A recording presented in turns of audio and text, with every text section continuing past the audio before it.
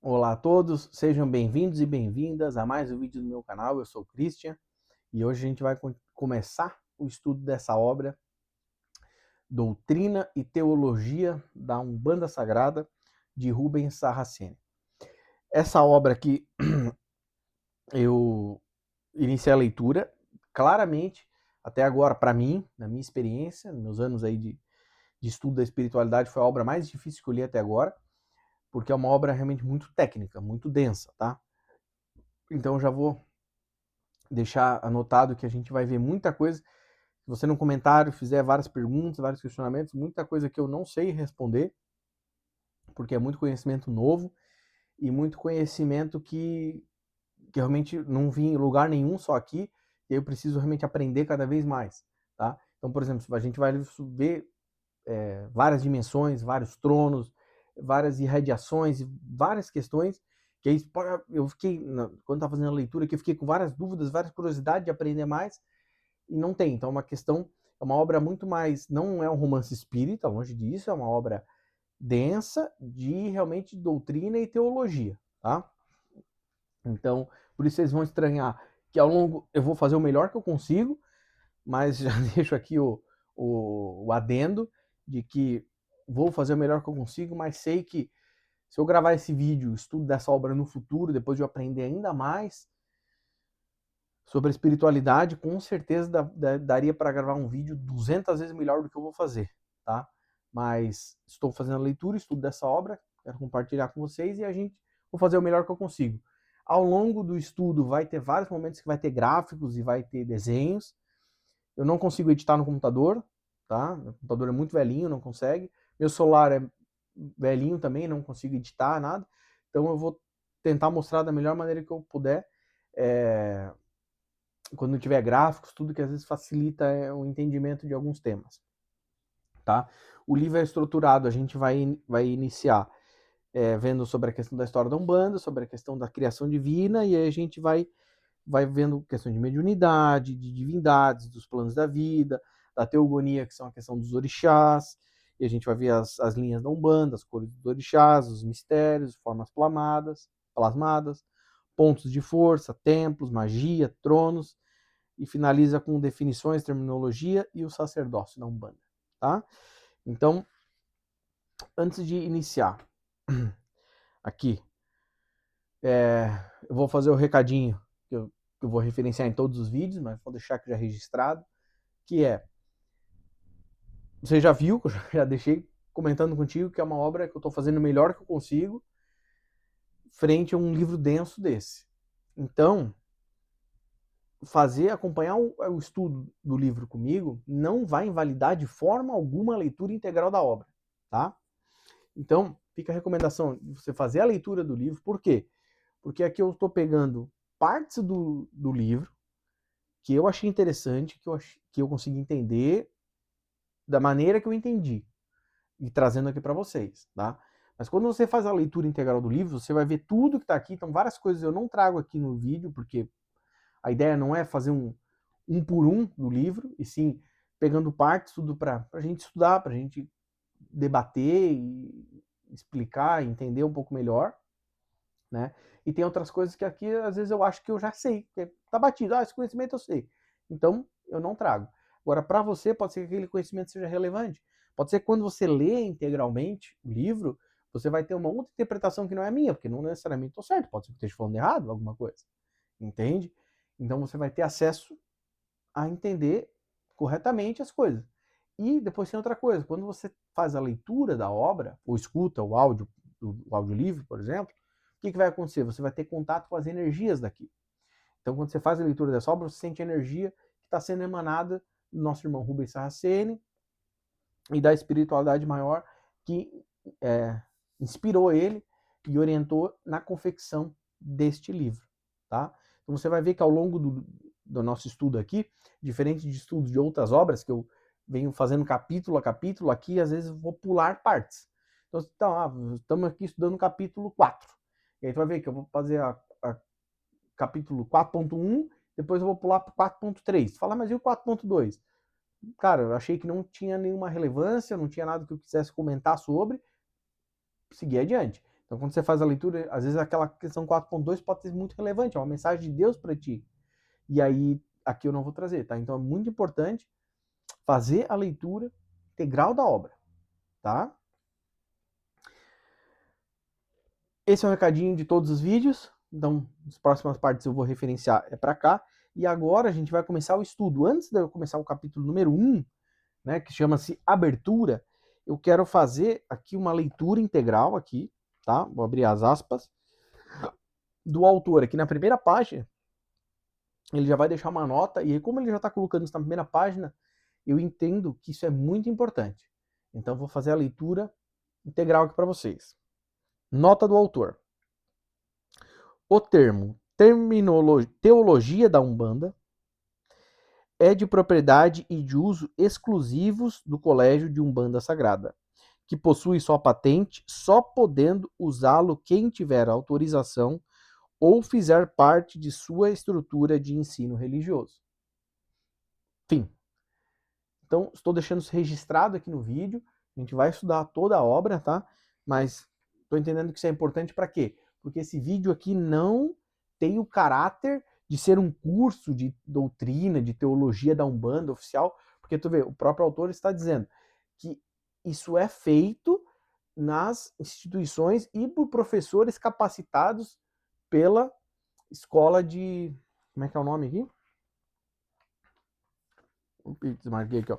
Pelo Colégio da Umbanda Sagrada, tá? Então esse vídeo não tem o estudo dessa obra, não tem de forma nenhuma pretensão de ser um curso desse. Não tenho capacitação, não fui treinado para tal. Quem sou eu? Eu sou um estudante de espiritualidade, há mais de 6 anos, estudo espiritualidade com muita seriedade, mas eu não tenho a capacitação, um treinamento para realmente ministrar um curso de doutrina e teologia da Umbanda, tá? Então aqui é um leigo comentando a leitura da obra e o que achou interessante, o que não achou, e colocando a minha interpretação sobre várias partes aqui, tá? É importante deixar isso bem alinhado aqui, porque como o próprio autor vai dizer, ó, esse termo é de patente baseado em nós. Como ele vai dizer, se tiver um sacerdote treinado para dar esse treinamento, não é necessariamente no colégio da Umbanda só que você pode se formar no curso aqui. Pode um sacerdote ir até um local para treinar as pessoas lá, né? Mas eu não sou capacitado para tal, tá? E não tenho a pretensão de passar por cima de ensinamentos. Tanto que tem várias coisas aqui que está aqui falado de uma maneira simples, né? E com certeza, eu imagino, né, que num treinamento oficial, com o sacerdote tudo, ele vai ter uma compreensão muito maior do que está aqui, né? Então a gente vai ver, por exemplo, ele vai falar sobre os 7 tronos, os tronos das 7 encruzilhadas, por exemplo. Ah, tal trono, tá trabalhando em tal energia, tem tal propósito, pronto, vamos pro próximo. Eu acredito que lá no próprio treinamento, no próprio curso, ele vai conseguir explanar e aprofundar muito mais, tá? Isso posto, então a gente agora já está todo mundo na mesma pegada. Vocês vão perceber que ao longo dos vídeos aqui vai ter vários momentos que eu não vou conseguir só me ater às minhas observações, tá? Eu vou ter que vir pegar a própria obra original, por isso que ela já está aqui do meu ladinho, para eu conseguir ir aprofundando aqui as minhas leituras, tá? Então vamos lá. Capítulo número 1, abertura. Nesse capítulo ele vai explicar o objetivo da Umbanda e a diferença de religião e religiosidade. Qual é o objetivo da Umbanda? A Umbanda é para ser uma religião que veio pós o Espiritismo, por quê? Porque o Espiritismo veio como Espírito Consolador para nos ensinar muitas coisas. Só que conforme o Espiritismo foi avançando, a galera lá da Europa não comprou a ideia do Espiritismo, teve todo um agir das trevas, tudo, se você quiser acompanhar com mais detalhes isso, a gente tem lá no estudo da obra Muito Além do Horizonte, de Jean Valjean, que tem aqui no canal. E aí ele veio aqui em terras brasileiras para ir ganhar força. O excelente, lindo trabalho do Chico Xavier, né? Não o único, como vários outros médiuns também, mas elencando ele como essa principal referência de realmente fazer o espiritismo ganhar força E aqui no povo brasileiro ele foi pavimentado realmente, foi comprado pelo povo brasileiro. Só que o que aconteceu? Ao longo dos anos, o espiritismo foi muito elitizado, né? O espiritismo é feito de humanos, então a religião vem tendo todo esse caráter que abraça todo mundo, mas aí o humano tem as suas questões. Ele começou a ser uma linguagem difícil, que não era acessível a todo mundo. No próprio espiritismo teve certos espíritos que não eram permitidos serem manifestados, e isso afastou o povo.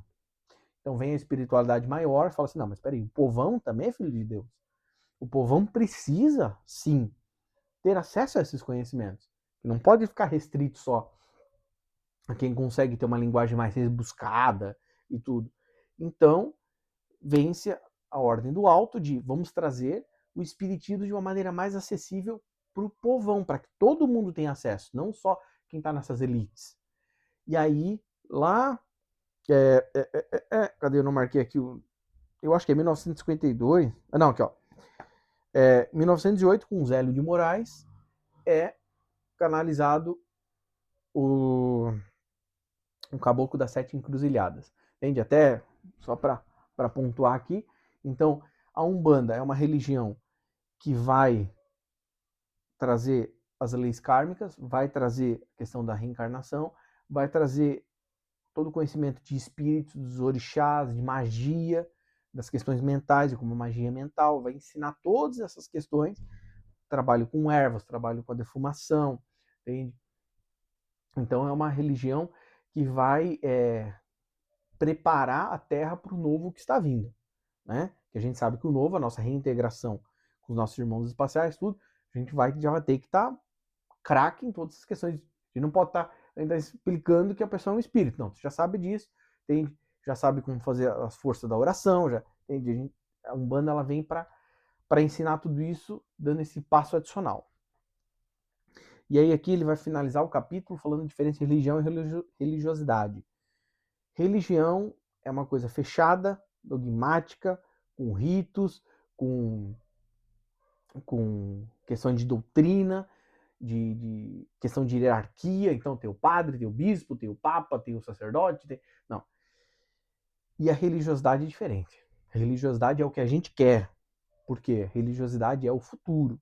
Tem religiosidade estamos trabalhando com o objetivo de aprender mais sobre Deus, de me conectar com a espiritualidade maior, sem tanto preocupação com hierarquia, com dogma. Religiosidade não é fechada. Religiosidade não é essa coisa de não. Se você for da minha igreja, aí você pode frequentar. Se tu for de outra igreja, você não pode frequentar. Entende? Não é isso. É assim, pô, vamos estudar. Então a gente sabe que tem uma erva que tem uma propriedade de cura, de ajuda. Pô, então vamos estudar com essa propriedade? Como é que a gente consegue fazer um ritual aqui para a gente usufruir dos benefícios dessa erva? Ah, então através de um banho. Tá, como é que funciona esse banho? Com água quente, com água fria? Tem que jogar no corpo? Se jogar no corpo, em que parte do corpo? Como é que funciona? Sem essa preocupação desse caráter de, não, peraí, mas quem aprendeu a utilizar tal erva é a tenda Umbanda de Ogum. Ah, não, então só na tenda de Umbanda de Ogum. Não é isso. Religiosidade é essa coisa aberta, justamente para ser o mais inclusivo e agregador possível, trazendo todo mundo de volta para Deus, né? Porque as religiões têm uma série de problemas aí que não vamos entrar no mérito agora. Quiser se aprofundar um pouquinho mais, fica outra recomendação, que essa obra já está aqui no canal, que chama-se Universalismo Crístico, de Roger Botins Paranhos e Hermes Trismegisto, onde ao longo do estudo a gente vai ver muito essa questão da religião e como a gente tem que superar esse tema, para justamente caminhar no sentido universalista, ou no sentido aqui da Umbanda, para sermos inclusivos e trabalharmos como coletivo, né? Capítulo 2. Diferenças entre Umbanda, Candomblé e o Kardecismo. Tá? 2.1. Umbanda e o Candomblé. A Umbanda, a consulta é com a entidade. No Candomblé, não tem incorporação. Eles têm o uso do Ifá. Entende? Outra diferença também é que a gente tem no Candomblé rituais envolvendo alimentos, né? Então aí tem a questão de fazer macumba lá com a galinha, com esse tipo de coisa, sacrifício de animais, que a Umbanda não tem, tá? A Umbanda, rituais de magia são feitos sempre com ervas, ou com fogo, ou com álcool, ou com a questão da fumaça, né? Mas não se tem ingestão de bebida para, por exemplo, ficar bêbado. E sim o álcool para utilizar as propriedades magnéticas e espirituais daquele elemento da natureza. Da mesma maneira, a defumação. Não vai ficar fumando um cachimbo porque pro vício de fumar. Não. É sim para usar a fumaça do cachimbo porque ela tem propriedades de cura. Né? A Umbanda e o Kardecismo. A Umbanda vem dos orixás, usa magia e é um retorno às tradições naturais. O kardecismo não usa magia e tem incorporação de espíritos, entende? Mas os dois são caridade, tem a caridade como fundamento. Claro que aqui estou explicando bem superficial, o livro também não vai aprofundar na diferença entre Umbanda, Kardecismo e Candomblé, não é o foco. Se você buscar conhecimento de um pesquisador de ciências religiosas, tudo, ele vai, nossa, fazer vídeos e vídeos, a diferença entre um e outro, sincretismo, entre o candomblé com as religiões, com a religião católica, da Umbanda com o catolicismo, da Umbanda com o espiritismo e tal. Então é uma coisa muito mais complexa. Estamos aqui sendo bem básico do básico aqui para a gente entender a diferença de um para o outro. Então você vê, dentro do kardecismo, dentro do espiritismo, a gente vai ter o foco na caridade, da mesma maneira na Umbanda, só que a Umbanda vai ter incorporação dos orixás e de várias entidades. Dentro do kardecismo, não. O kardecismo ele não vai aceitar os orixás, e dentro, por exemplo, do kardecismo de mesa branca, aí pode ter canalização de incorporação de médiums, como indígenas, como caboclo. O kardecismo normal, ele não vai ter isso, ele vai ter só, vai trazer o Emmanuel, Joseph Gleber, Bezerra de Menezes, vai ser outros espíritos, eles não vão aceitar espíritos porque é o homem, né? Não vai aceitar que venha um indígena, que venha um caboclo, que venha um Exu, que venha um pombagira, não vai aceitar nada disso. Aí esses espíritos que vão trazer mensagem dentro dos kardecistas, eles vão ter que mudar a sua roupagem, não sou um Exu, eu sou Bezerra de Menezes, aí eles vão aceitar. Eu sou um médico alemão, aí eles vão aceitar, né? E e aí também é outra coisa que está aqui, né? É que o kardecismo não usa. Então você vai no centro espírita, vai ter a questão do passe, que é uma questão de transferência energética, isso vai acontecer. Vai acontecer a questão de uma música mais tranquila no local, para justamente já ir harmonizando todo mundo que está ali para a reunião espírita, por exemplo, para eles já irem suavizando, elevando sua frequência, suavizando sua mente, para se conectar a Deus, a espiritualidade maior, mas não vai ter a questão da magia, de nenhuma forma. Não vai ter banho de ervas, não vai ter defumação, não vai ter a questão de utilizar o álcool, às vezes também por questão de limpeza, tá? Existe sim trabalhos espíritas de desobsessão, existem, tá? Mas dentro da Umbanda também existem os trabalhos de desobsessões, e aí vai utilizar muito a apometria, por exemplo, né? Então a Umbanda vai ser mais fazer isso às vezes com mais especialidade, porque ela está aberta aos conhecimentos da Umbanda e vai se aprofundar em trabalhos de desobsessão, por exemplo, tá? 2.3 As 4 correntes da Umbanda. Primeira, ela é formada pelos espíritos nativos que aqui viviam. Como você vê, a gente já tem esse caráter de que as entidades que vão conversar com nós são os espíritos que estão aqui. Né? Para quê? Para justamente trazer o povo mais perto. Né? Não vai ser aquela coisa, é um espírito de Sírios com um nome difícil. Né? Então, por exemplo, Ashtashiran, né? Que é um grande comandante aqui da frota estelar que protege a Terra. Escreve Ashtashiran. Não sei. Então tu vê, olha como é uma coisa distante de nós. Fica mais difícil ainda mais para atingir a grande maioria do povo. Às vezes não vai conseguir, não vai ter uma identificação. Então é o espírito que está aqui que vai conseguir falar de igual para igual conosco. Para quê? Para que todo mundo tenha acesso a isso. Né? Não ser essa coisa elitizada, essa coisa difícil. Entende? São os espíritos daqui. Segunda, os cultos e rituais, a crença na magia natural, a imortalidade do espírito e Deus. Entende? Então tu vê, ó, temos essa segunda grande corrente da Umbanda, que é os cultos, rituais, então a questão das músicas, a questão de fazer as magias, né, sem envolver matança de nenhum tipo de animal, questão do poder das velas, por exemplo, a crença no espírito, então você é um espírito, você não é um corpo físico, que vai reencarnar várias vezes até melhorar, até progredir, até evoluir, né? A crença em um único Deus. Então temos os orixás. Os orixás são grandes entidades que trabalham. A gente vai estudar com mais profundidade ao longo da obra aqui. A gente vai ver que eles são qualidades, manifestações de Deus, forças da natureza, mas não são Deus. Deus só existe um só. Entende? Que é o nosso pai, mãe, consciência divina. Que Jean Valjean, por exemplo, vai chamar de pai amantíssimo, vão chamar de fonte criadora, do criador, só existe um Deus. Existem outras grandes entidades muito evoluídas, mas Deus só existe um. Então isso que a Umbanda já vai nos ensinar.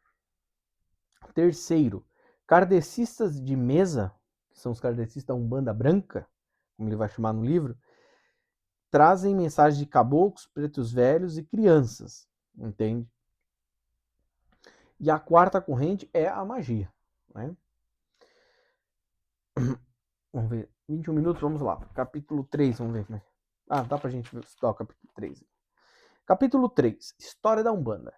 Então, como eu iniciei um pouquinho lá, né, a explicar, no início de 1908, com Zélio de Moraes, se deu início da Umbanda, aqui no Brasil, tem, com a manifestação do Senhor Caboclo das Sete Encruzilhadas.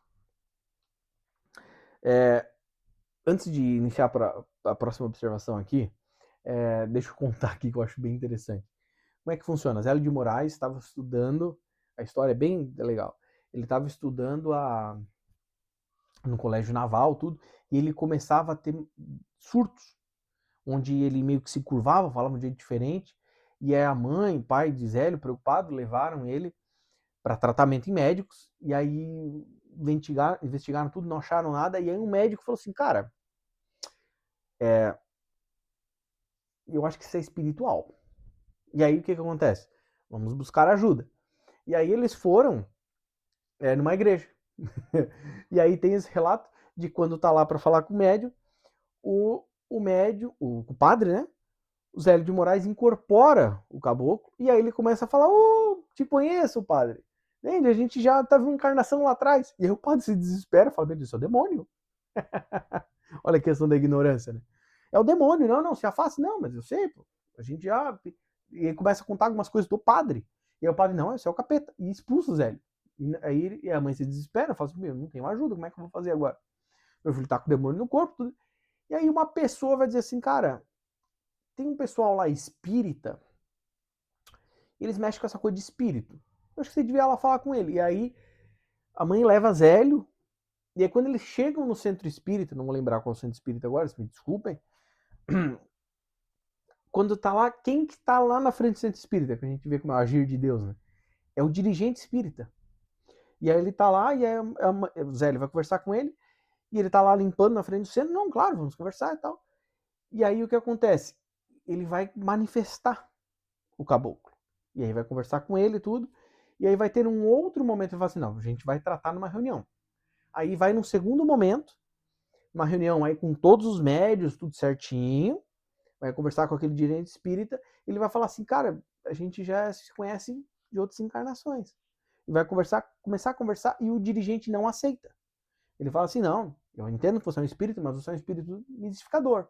Você não é um espírito de luz. O espírito de luz não vai falar desse jeito. O espírito de luz não vai usar essa linguagem falando errado, tudo. Por quê? Porque ele estava buscando se aproximar da maneira como as pessoas falavam na época. E a galera do povão se expressa de uma maneira, um português mais simples, às vezes até errado, porque é assim que as pessoas se comunicam, não é aquele português todo impostado, né? Só para deixar aqui um parênteses, é só você vai fazer uma leitura de um livro de Chico Xavier, por exemplo, de Emmanuel. Você vê que é uma leitura com um português muito mais rebuscado do que se você vai ler um livro do Osmar Barbosa hoje em dia. Ah, significa que o Osmar Barbosa fala errado? Não, mas ele está falando de uma maneira que nós, povão, estamos falando. Entende? Emmanuel já vai falar, trazer-lhe o livro, far-la-lhe-ei, sabe, um português que não está errado, mas é uma coisa mais rebuscada que afasta a grande maioria das pessoas, entende? Já naquela época e hoje também, que as pessoas vai ter uma certa dificuldade maior. Vão conseguir ler, óbvio, que são livros lindíssimos, maravilhosos, entende? Com ensinamento da luz, que é, nossa, vale ouro. Mas tem uma linguagem mais difícil, entende? Você vai... Chico Xavier psicografou um livro de Humberto de Campos, que era um poeta. Pô, ele vai usar um português muito mais rebuscado do que o povão às vezes vai conseguir alcançar. E aqui não é um julgamento de entender ou não entender, é explicando a coisa, né? Então, o médium não aceita. O médium espírita fala assim, não aceita. Só que o que acontece? O caboclo ele fala assim, beleza. Então é o seguinte, quem concordou com tudo ele vai explicar, ele vai ensinar várias coisas e tal. Quem concordou com tudo isso que eu expliquei, que eu falei aqui, se quiser, quinta-feira vai ter uma reunião na casa do Zélio pra gente estudar mais. E o que acontece? A casa se divide. Então tem médiums que deixam de ir no espiritismo e falam, vou lá, eu quero ver o que esse espírito tem para nos ensinar. E aí é fundada a Umbanda. Tem a primeira reunião de Umbanda, que é aqui no Brasil. Entende? E aí eles deixam de participar daquela casa espírita e começam a fundar ali, porque né, não, quem for para lá não vai mais trabalhar aqui no centro espírita, né? Para ver já a diferença de religião e de religiosidade, né? Então não, tem que estar aqui, fechado aqui, não pode estar outra coisa, não pode perder outra coisa, né? Então só para contar essa história. A Umbanda não faz magia com animais, isso é muito importante. Umbanda sagrada que trabalha para a luz não faz. Deus não é morte. Entende? Não vai matar nenhum animal para entidades da luz. Entende? Ah, mas tem um espírito aqui que diz que precisa da matança. Pensa com muito cuidado, reflete com muito cuidado se esse espírito é da luz. Porque entidades da luz, espíritos da luz, não, Deus não é morte, Deus é vida. Deus não vai precisar de forma alguma que um ser vivo morra em detrimento de outro. Entende? Então acho que um Exu de lei, um Exu de luz, ele precisa matar um animal? Ele precisa de ectoplasma do sangue? Não. Entende? Então, a Umbanda não trabalha com sacrifício de animais. Tá? Ela vai trabalhar somente com plantas, velas, flores. Né? O trabalho é caridoso e sem cobrança financeira. Então, dependendo do trabalho que você vai desenvolver, vai ter custos, às vezes do local, às vezes de um copo d'água, desse tipo de coisa. E pode ser que tenha uma cobrança, mas não se tenha dentro da Umbanda a obrigatoriedade do dízimo, por exemplo, não existe isso. E se tiver uma contribuição, é sempre voluntária e o foco não é esse. Então não vai ter um momento que fala assim, ah, gente, ó, aqui, vamos tocar uma música, igual acontece em outras religiões, vamos tocar uma música aqui enquanto as pessoas fazem oferta e a pessoa vai passando com o sacolinha, ou vai ter a maquininha do cartão de crédito. Não existe isso. O foco do trabalho na Umbanda é social, é caridade. Então você vai a uma casa umbandista para uma questão de uma palestra de, né, de explanação de algum tema, ou para um tratamento do atendimento fraterno, o foco é caridade. O foco não é pedir dinheiro, não é cobrar dinheiro, não existe envolvimento de dinheiro. Entende? Muitas casas de Umbanda da Séria da Luz se sustentam com como? Com contribuição dos médiums. Então, os trabalhadores da casa é que vão fazer uma contribuição. E aí, assim, a gente tem que pagar a casa aqui que vai dar, sei lá, R$1.000, entre água, luz e os gastos da casa, né? Ah, tá, então a gente tem, sei lá, aí os médios vão fazer a doação, aí cada casa tem as suas regras e tal, mas é isso daí, tá? Ah, mas e aí como é que vai fazer? Não, Deus vai prover. Tu acha que Deus vai deixar que uma casa de luz se acabe por causa de dinheiro? Não. Mas o foco não é dinheiro. Sempre é importante a gente frisar. Não tem esse foco de dinheiro. O foco é atender e cuidar das pessoas. Entende? Ah, frequenta uma casa que tem atendimento fraterno. O foco é atender aquela pessoa. O foco não é dinheiro, zero dinheiro. O foco é entender o que ela está passando, trazer uma mensagem de luz, fazer um ritual ali de fazer um banho de ervas, aplicar um passe. Esse é o foco. Tá? A fé é o principal fundamento religioso da Umbanda, entende? E faz total sentido, né, gente? Sem fé a gente não vai conseguir edificar nada, né? A Umbanda não apressa o desenvolvimento mediúnico, não exige conversão ou batismo obrigatório. Isso abre brecha para segundas intenções. Olha que interessante. Você está frequentando uma casa umbandista. Vem uma entidade e fala assim, pô, tu não quer trabalhar aqui na casa? Ela não vai apressar, ela vai respeitar o teu tempo. Por quê? Porque a luz trabalha assim. Então não existe a imposição para o batismo. Você vai ter um ritual de batismo quando você quiser, quando você achar que é o certo. Então não existe essa imposição. Não existe a imposição de, não, você vai frequentar aqui a casa umbandista Exu Tranca-Rua. Então não pode frequentar outra. Não, pode frequentar qualquer uma. Não existe essa imposição de você trabalhar na casa, essa imposição de que você tem que ir na casa, então você é obrigado a vir aqui uma vez por semana, toda semana. Não tem. Claro, você está frequentando uma casa que você está passando por exemplo, é recomendável que você vai toda semana para receber um passe. Para quê? Para se limpar das energias difíceis, do seu dia a dia, né? De todas essas correrias que a gente tem no dia a dia. Mas se você não quiser ir, tudo bem. Não tem essa obrigatoriedade, não tem essa cobrança de, como às vezes acontece em outras religiões, de por que você faz 2 semanas que você não vem no culto, que você não vem na missa? Não, não existe isso.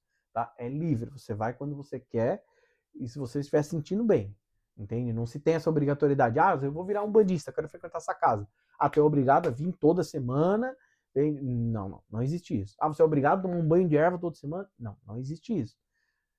Caso você precise, caso você esteja passando por um tratamento, você vai dizer, olha, preciso que você faça esse banho de ervas 2 vezes por semana por X dias, X semanas, por exemplo. Mas é um tratamento. Não é obrigatório, você não é obrigado a fazer nada. E faz total sentido, né, gente? Trabalhos da luz, trabalhos que estão alinhados com o que Jesus pede de nós, são trabalhos que são respeitando o livre-arbítrio de cada um. Não existe imposição, né? E aí a última observação aqui do capítulo 3, que é as divindades de Deus, que são os orixás, são seres divinos. Entende? E crê num Deus único. Que é o que a gente já tinha visto ali na terceira corrente ali da Umbanda, das 4 correntes, que não são as 7 linhas da Umbanda, aquilo é outra coisa que a gente vai estudar lá pra frente, tá? E a gente vai ver que os orixás são o quê? São seres divinos que são evoluídos, são ligados à natureza, transmitem energias e radiações de Deus, mas não são Deus. Deus é um só. Só existe um único Deus, só existe uma fonte criadora, que é puro amor, cria a todo momento e ama a todos os seus filhos, a toda a sua criação. Entende? Então, o conhecimento de que, não, nossa, eu vou rezar para Exu, vou rezar para o caboclo, vou rezar para um orixá. Pode, sim, como nossos irmãos e irmãs, cada um no seu nível evolutivo, orixás são energias da natureza, mas nenhum deles é Deus e nenhum deles substitui de forma alguma Deus. Né? Um Exu trabalha para Deus, um orixá trabalha para Deus, é a qualidade de Deus, é uma manifestação de Deus. Mas ele não é Deus, Deus é um só. Entende? E é isso daí. Aí a gente finaliza aqui essa primeira parte. Finalizamos o estudo do capítulo 1, já deu meia hora, tá? A parte 1 aqui. E aí, na semana que vem, a gente vai continuar o estudo do capítulo número 4 sobre mediunidade. Tá bom? Antes de finalizar o vídeo, eu vou fazer os recadinhos de todos os vídeos. O primeiro recadinho eu já dei lá no início, né? Sobre a questão da leitura. Assistir o vídeo não invalidar a leitura da obra, somente nesse livro, né? Que tem muito mais coisas do que eu vou trazer aqui. Uma obra muito densa, muito interessante. Aí tem os recadinhos de, se você puder, se você quiser, por favor, curta, compartilha, se inscreve no canal, deixa um gostei, deixa um like no vídeo, tá? Deixa um comentário, porque todas essas atitudes que são de graça para você e fáceis de fazer, me ajudam bastante, porque o algoritmo do YouTube entende que o vídeo é relevante, que o canal é relevante, e espalha para mais pessoas, tá bom? E o último recadinho é, Se você quiser se aprofundar em estudo de outros autores, de outras obras, tem no meu canal playlists organizados certinho por autor, as obras que já estão aqui estudadas aqui no canal, tá bom? E é isso daí, gente. Fiquem todos com Deus e até o próximo vídeo.